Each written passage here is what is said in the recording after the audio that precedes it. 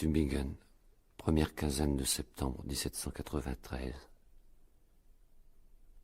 Comme c'est bien de m'avoir écrit encore une fois. Je me doutais bien que tu partagerais ma joie au sujet de ma nouvelle connaissance. Je n'oublierai jamais non plus combien nous nous aimions étant enfants, puis adolescents. Vois-tu, cher Karl, c'est aussi ce que je pensais quand tu t'es plaint de l'absence d'amis.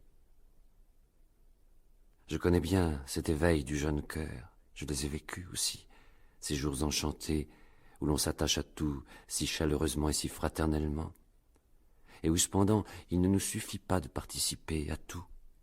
On désire une chose unique, un ami où notre âme puisse jouir de se retrouver. Te l'avouerai-je, j'ai presque dépassé cette belle période. Je ne tiens plus avec autant de chaleur aux individus en particulier. C'est le genre humain que j'aime. Non pas le genre humain corrompu, servile, paresseux, tel que nous le montre trop souvent une expérience même très restreinte.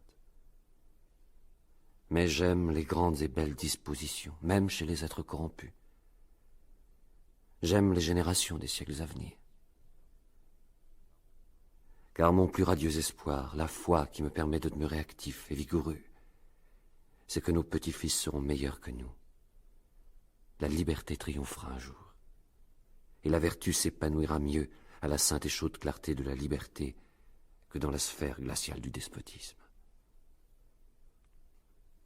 Nous traversons une époque où tout contribue à préparer des jours meilleurs. Ces germes d'émancipation, ces aspirations et ces désirs tacites et isolés d'éducation du genre humain s'étendront, se renforceront et porteront des fruits splendides. Vois-tu, cher Karl, c'est à cela que s'attache maintenant mon cœur. Le but sacré de mes désirs et de mon activité, c'est de faire surgir à l'époque où nous sommes les germes qui mûriront plus tard. Et voilà, je crois, comment il se fait que je m'attache avec un peu moins de chaleur à tel ou tel individu. Je voudrais agir dans un sens universel, sans rejeter le particulier à l'arrière-plan.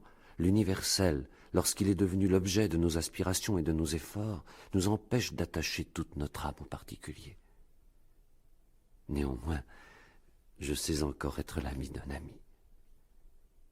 Un ami moins tendre, peut-être qu'autrefois, mais un ami fidèle, agissant. Ah, et quand je rencontre une âme qui tend comme moi vers ce but, alors elle m'est chère, plus chère que tout au monde. Frère de mon cœur, cet objectif, l'éducation, le perfectionnement du genre humain, cet objectif que nous n'atteignons peut-être qu'imparfaitement au cours de notre vie terrestre, mais que la postérité, elle, saura, par sa supériorité, atteindre d'autant plus facilement que nous aurons contribué à le préparer dans le domaine qui nous est propre.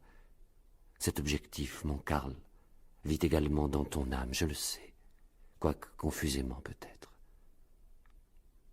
Si tu veux de moi comme ami, ce but sera désormais le lien qui unira nos cœurs de manière plus solide, plus inséparable, plus intime.